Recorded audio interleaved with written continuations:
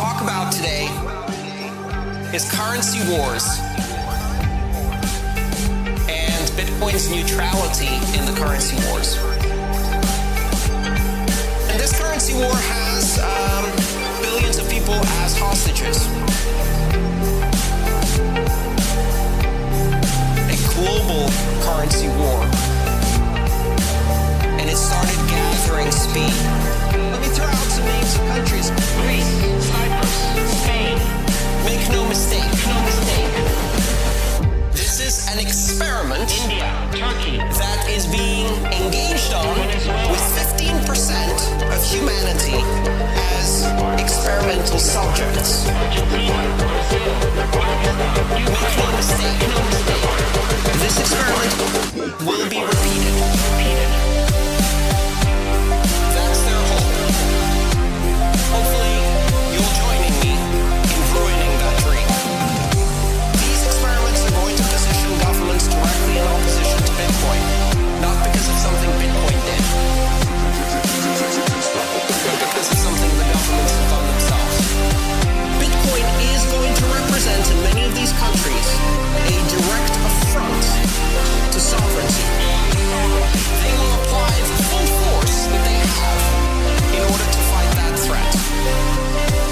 They will fail. They will fail. So something that happened outside Bitcoin is going to change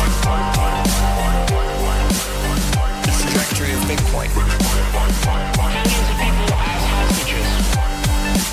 When they get Bitcoin, they're going to hodl to make sure that they have the good money saved for their children, for their future. And they're going to trade the bad money for Bitcoin. And nowadays, all money is bad money. We're watching Gresham's Law in action. Cash is being eradicated around the world as a scourge. But they can't win that game because cash is something that we can create. Electronic cash, self-sovereign cash, verifiable cash, peer-to-peer cash, Bitcoin. Remember, the currency wars are going to fund investments in infrastructure and improvements in Bitcoin in order to gradually take that small exit sign and the little rutted road behind it until eventually we are offering from every economy an 8-lane autobahn highway exit the fuck out of their currency war for everyone to be able to take. The fuck out of their currency war for everyone to be able to take. Platforms that allow for surveillance, control, confiscation, and negative interest rates. The ultimate private form of money that allows individuals to transact locally within a community. Billions of people as hostages. Make no mistake. This experiment will be repeated. Hopefully, you'll join in me in ruining that dream.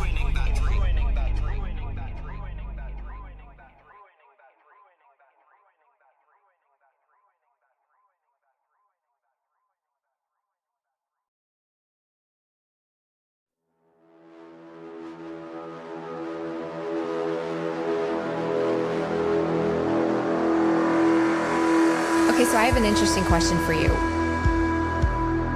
What do you think is the strongest argument against Bitcoin right now, and why do you reject it? The strongest argument against Bitcoin right now is it's novel, it's new, and as new it's not. You know, it's only been around for a number of years, and before I trust my entire life to it, I want to see it around longer, right? It took 30 years for people to embrace electricity. Bitcoin's been around for 17 years. So someone might very well say, okay, well, maybe it's still early. Did I wait until I just want to see more people than me try it out first, and then I'll follow it? Do you like electricity? Yeah. Do you like cars? Yeah. Do you like fire? Yeah. Do you like antibiotics? Sure you do, right? Do you like television and radio? Yeah. How about airplanes? Sure. Was there a time when all of these things were in disrepute and created incredible fear, uncertainty, and doubt? Every one of them. Right? And this is just the latest technology transformation. It's coming.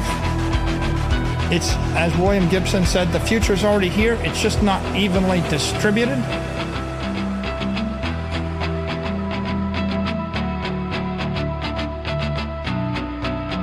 The world's full of, of profound innovations that eventually were embraced by everybody, but it took more than 17 years. And I think the answer is time, right?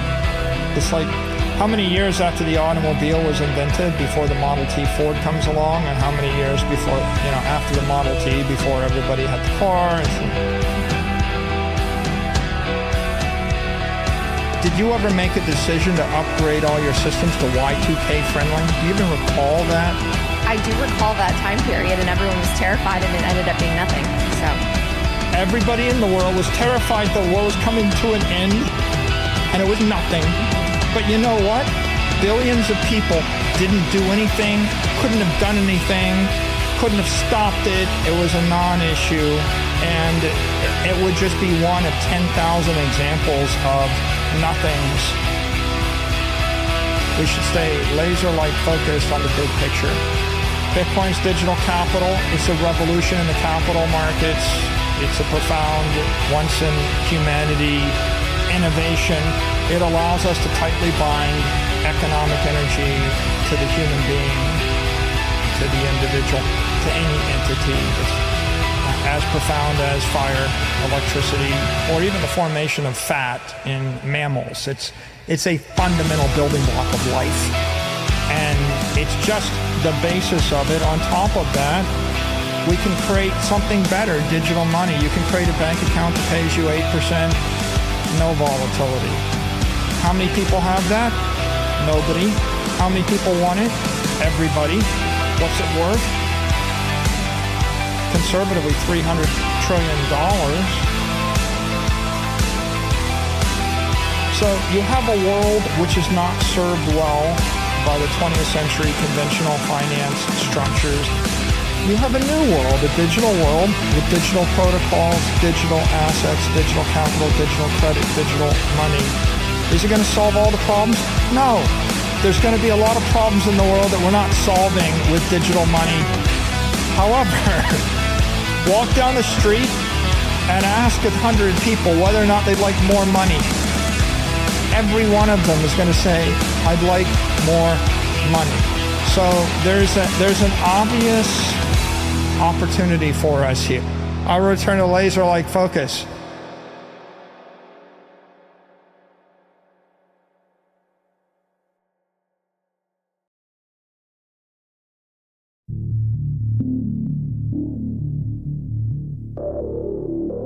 How much is a banana worth to you?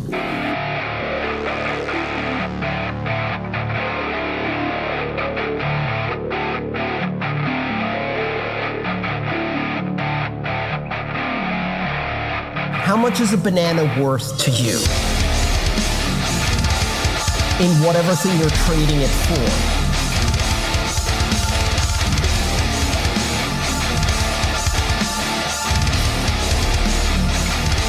Everything that has some kind of value has a price, which is not set by markets, but it is discovered by markets. So markets are a mechanism for finding out what the real value of something is. The real value of something.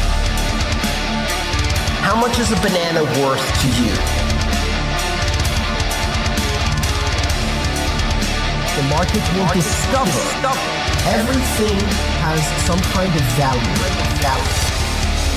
How much is a banana worth to you?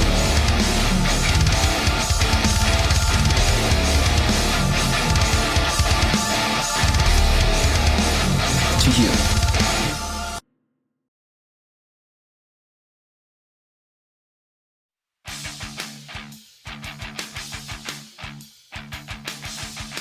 explain to people who don't know what it is, what is money? It solves a problem called the coincidence of wants. We coincidentally have what each other wants. So the question is, what is money? And if I were to boil it down in one answer, money is very simply put, it's information. Who owes what to whom? If I have $100, the world owes me $100 worth of stuff. Why do we use money? Look this up, it's Dunbar's number. We created a technology called money.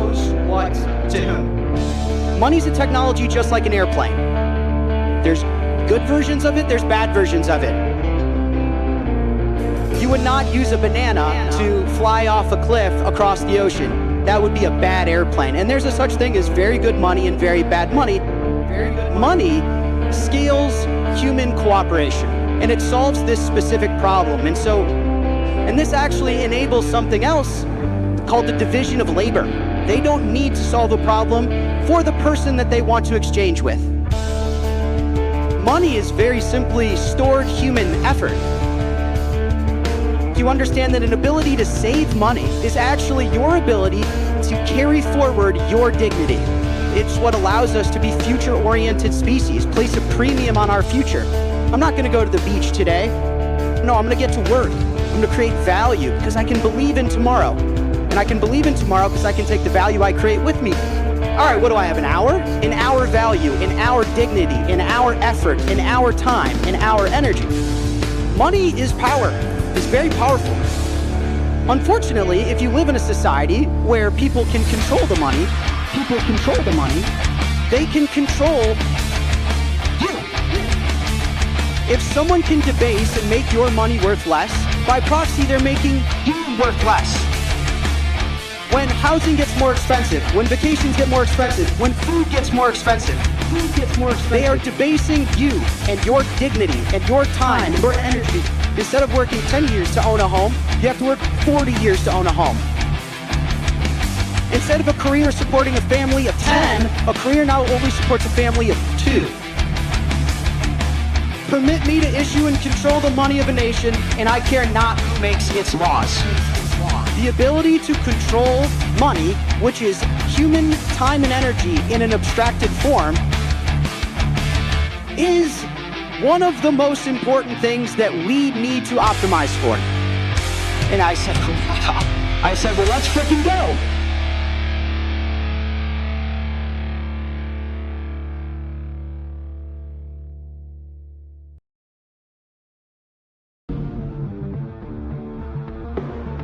Permit me to issue and control the money of a nation, and I care not who makes its laws. One of the most important things, in my opinion, battle for money is the championship. It's the Super Bowl. There's been 2 versions of money. You have lists.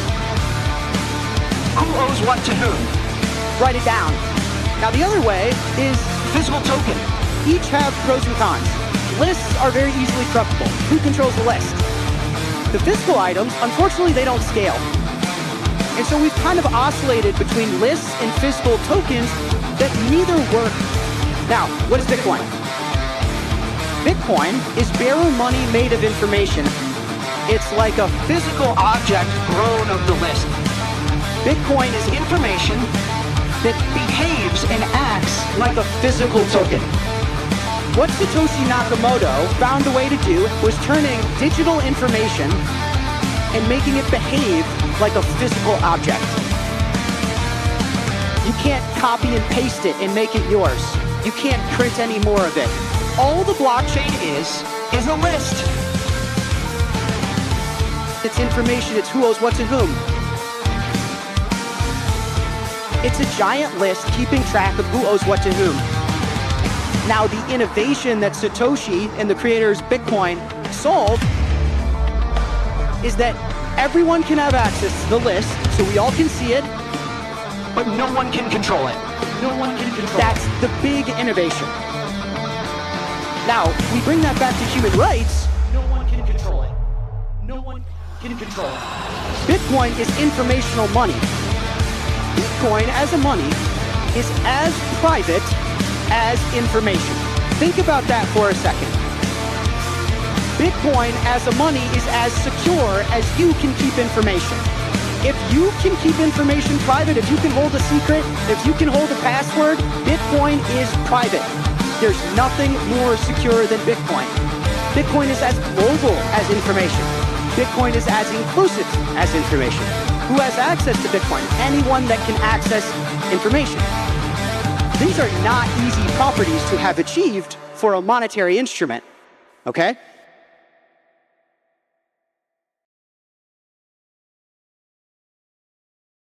There's nothing more secure than Bitcoin.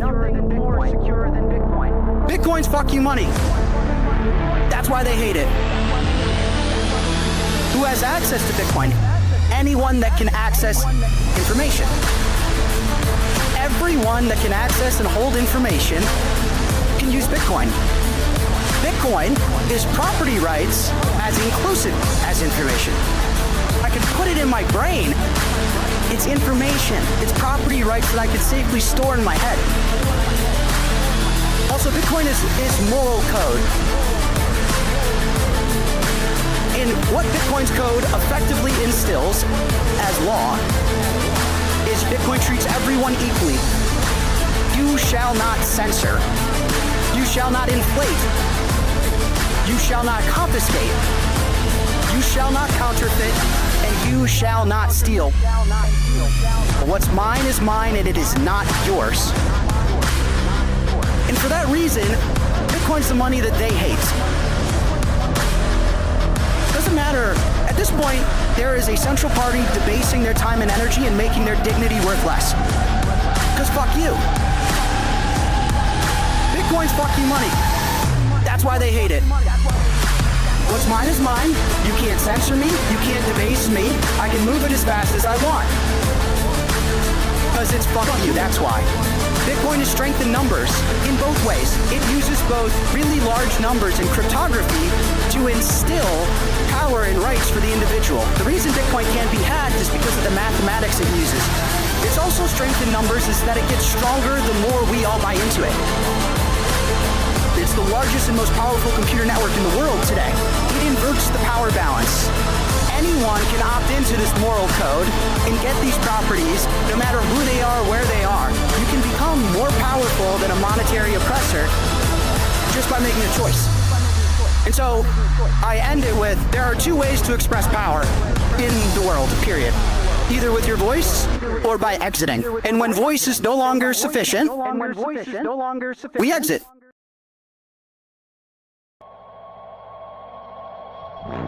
There really is no example of a successful technology investment where you didn't have to weather the 45% drawdown and go through that valley of despair.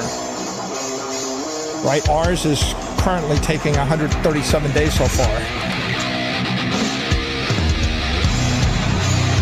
But you know, it might take 2 years, it might take 3 years, it might take 4 years.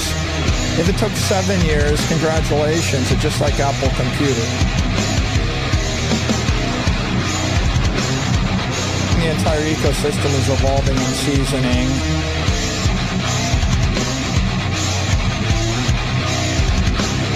Is $1 billion enough? Is $10 billion enough? Is $50 billion enough? Right? At what point do you have enough fundamental insight on this? Well, you had enough to know that Amazon was unstoppable a decade before the world agreed. You have enough information to know that Bitcoin is unstoppable right now. This is digital capital and this is the new money of the world.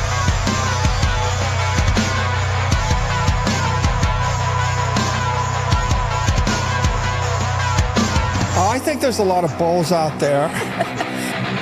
They're waiting, screaming 10x, 20x, 30x.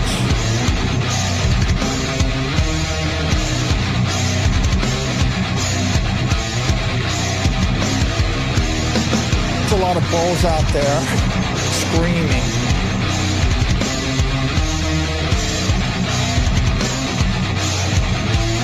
Okay, so if you got rich in the past decade, you probably bought big tech.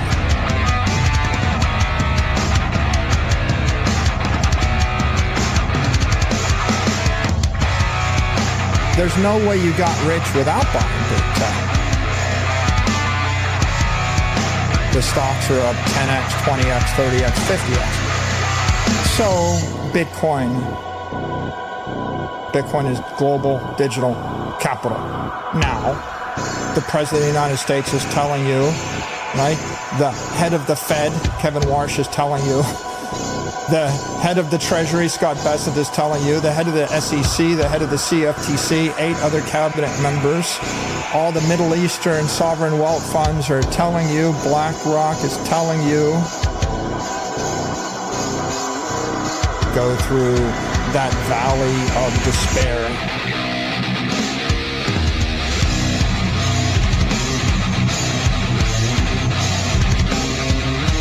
You have enough information to know that Bitcoin is unstoppable right now. So, Bitcoin. I think there's a lot of bulls out there. They're waiting, screaming.